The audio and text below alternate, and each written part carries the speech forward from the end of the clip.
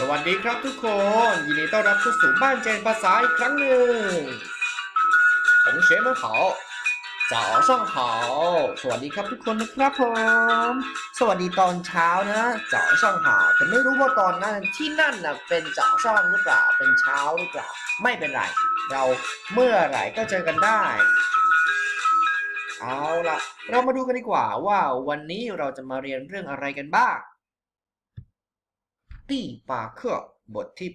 8 row ออกเสียงตามหนังสือครับ row row แปลว่าอะไรรู้ไหมเนื้อสัตว์อืมเนื้อต่างๆไหนใครคิดออกบ้างว่านึกถึงเนื้อสัตว์แล้วมีเนื้ออะไรที่กินกันบ้างในชีวิตเราทุกวันนี้เนื้อไก่เนื้อหมูใช่ไหมเนื้อวัวงี้เนื้อปลางี้เออเรามาดูกันดีกว่าว่าเขาพูดภาษาจีนว่ายังไงบ้างอุ้ย อันนี้เหล่าชื่อเอง อันนี้เหล่าชื่อเองโอ้ยตกใจเลยเอาละนี่คือน้องวัวผู้น่ารักภาษาจีนเนื้อวัวเขาเรียกว่าเหนียวโร่เหนียวโร่อ่าเนื้อวัวมีใครกินเนื้อวัวบ้างเหล่าชื่อชื่อเหนียวโร่เหล่าชื่อกินเนื้อวัวเหล่าชื่อชื่อเหนียวโร่อ่าเอ๊ะ กระตักตักกระตักกระตักน้องไก่เนื้อไก่พูดว่าอะไรครับจีโร่อ่าพูดตามเราชื่อนะจีโร่มีใครกินเนื้อไก่บ้างเราชื่อชื่อจีโร่我吃鸡肉เราชื่อก็กินเนื้อไก่เอาล่ะต่อไปอุ๊ยหยีนี่คำนี้พิเศษอย่างหนึ่งนะ เนื้อปลาเนี่ยเราจะพูดว่าหยีเฉยๆก็ได้หรือเป็นหยีโร่ก็ได้เหมือนกันนี่ดูคำศัพท์ออกเสียงตามหล่อชื่อหยีโร่หยีโร่เอาละอูดมาแล้วตัวนี้นี่ทุกคนน่าจะเคยกินกันนะแต่ก็จะมีนักเรียนบางคนไม่กินอย่างเหล่าชื่อเนี่ยกินเนื้อหมูนะจำง่ายมากเลยดูนี่ หมูสระอูสระอูเนื้อหมูภาษาจีนก็จูโร่สระอูเหมือนกันพูดตาม老师จูโร่จูโร่เออ老师吃猪肉老师กินเนื้อหมูอ่า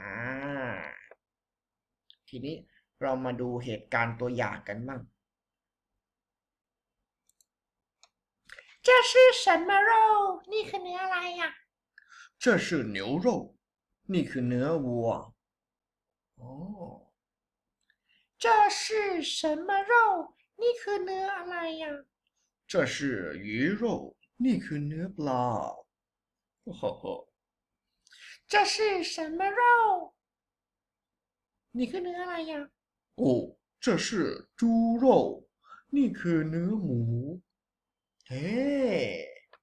เห็นไหมครับว่าประโยคเมื่อกี้นี้ที่เขาพูดเนี่ยมีอะไรบ้างประโยคแรกบอกว่า这是什么肉พูดตาม老师นะ这是什么肉这是什么肉